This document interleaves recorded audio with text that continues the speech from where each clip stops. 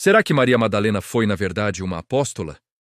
E se eu te disser que existem evangelhos perdidos que contam uma história muito diferente daquela que conhecemos? Durante séculos, a imagem dela foi distorcida, mas manuscritos antigos, descobertos no deserto, sugerem que o seu papel era muito mais central do que imaginamos. Pense comigo. E se uma das figuras mais importantes do cristianismo primitivo tivesse sido deliberadamente apagada da história simplesmente por ser mulher? Esta não é uma teoria da conspiração.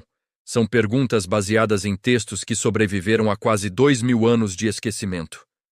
Vamos mergulhar nos evangelhos secretos e nos conflitos da igreja primitiva para desvendar um dos maiores mistérios da fé cristã. Prepare-se, porque o que você vai descobrir pode mudar a forma como você vê tudo. Mesmo nos textos que entraram para a Bíblia, os evangelhos canônicos, o papel de Maria Madalena já é extraordinário. Ela não é apenas uma seguidora qualquer. É ela quem está aos pés da cruz quando a maioria dos discípulos homens já havia fugido com medo. É ela a primeira pessoa a testemunhar a ressurreição de Jesus, o evento mais fundamental de toda a fé cristã. No Evangelho de João, é o próprio Jesus ressuscitado quem lhe dá uma missão clara: vá e diga aos meus irmãos. Por causa disso, muitos teólogos e até mesmo figuras importantes da história da Igreja, como Hipólito de Roma e Agostinho de Hipona, a chamaram de Apóstola dos Apóstolos. O título não é moderno, é antigo. Ela foi a primeira a anunciar a boa nova da ressurreição diretamente aos outros apóstolos. Se ser apóstolo significa ser um enviado para proclamar a mensagem de Jesus, então, segundo a própria Bíblia, Maria Madalena se encaixa perfeitamente nessa definição. Ela não foi apenas uma testemunha passiva, ela foi uma mensageira comissionada. Então, por que, ao longo dos séculos, essa importância foi diminuída e sua imagem reduzida a uma pecadora arrependida? A resposta pode estar nos textos que foram deixados para trás. Aqui é onde a história fica ainda mais fascinante. Em 1896, um texto antigo, escrito em copta, foi encontrado no Egito. Era o Evangelho de Maria. Infelizmente, o manuscrito está incompleto, faltando várias páginas. Mas o que sobreviveu é simplesmente bombástico. Neste texto, após a ascensão de Jesus, os discípulos estão com medo e confusos. Eles pedem a Maria Madalena que compartilhe com eles os ensinamentos secretos que Jesus lhe revelou.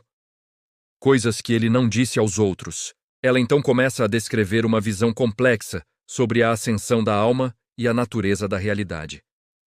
Ela se revela não apenas uma seguidora, mas uma líder espiritual. Uma confidente de Jesus que recebeu um conhecimento mais profundo. A reação dos outros apóstolos é o ponto central do conflito. André expressa dúvida, dizendo que os ensinamentos são estranhos, mas é Pedro quem explode, questionando a autoridade dela de forma direta. Será que ele realmente falou em particular com uma mulher e não abertamente a nós? Devemos nós nos virar e todos ouvirmos a ela? Ele a preferiu a nós? É um confronto direto. Levi, outro discípulo, defende Maria, repreendendo Pedro por sua raiva e lembrando que se o Salvador a tornou digna, quem era ele para rejeitá-la? Esse diálogo revela uma tensão clara na comunidade cristã primitiva sobre o papel das mulheres na liderança.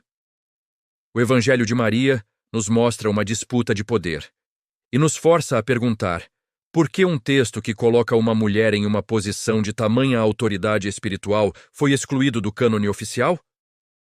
A exclusão de textos como o Evangelho de Maria não foi um acidente.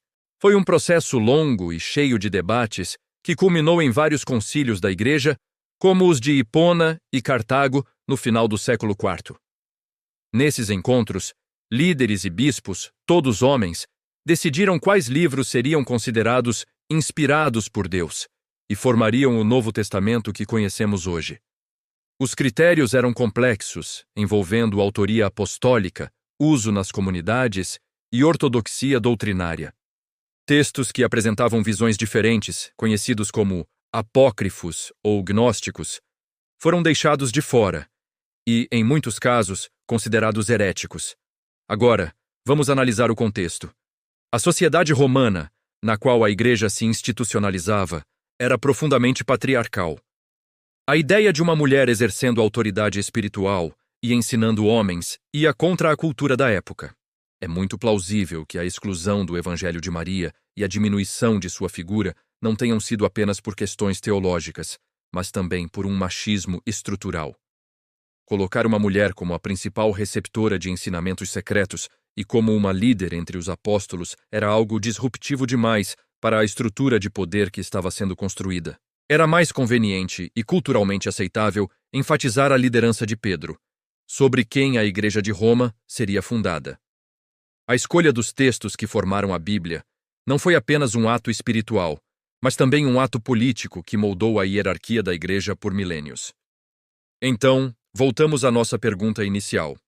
Maria Madalena foi apagada da história por ser mulher?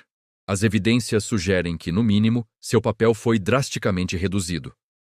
Nos evangelhos canônicos, ela é a apóstola dos apóstolos. Nos textos apócrifos, ela é uma líder espiritual com conhecimento profundo, que entra em conflito direto com Pedro pela liderança. A história da sua exclusão parece espelhar uma luta maior dentro do cristianismo primitivo sobre o papel das mulheres. A imagem dela foi transformada de líder em pecadora arrependida, uma narrativa que só começou a ser oficialmente corrigida pela Igreja Católica muito recentemente em 2016, quando o Papa Francisco elevou sua celebração litúrgica ao mesmo nível da dos apóstolos. Essa história nos mostra como a interpretação e a seleção de textos sagrados podem ser influenciadas pela cultura e pela política da época. Não se trata de diminuir a fé, mas de compreendê-la em toda a sua complexidade humana. A história de Maria Madalena nos convida a questionar as narrativas que recebemos como prontas e a buscar as vozes que foram silenciadas ao longo do tempo. O que você acha disso? Acredita que a história dela foi deliberadamente alterada? Deixe sua opinião nos comentários. Vamos continuar essa conversa. Muito obrigado por assistir e até a próxima.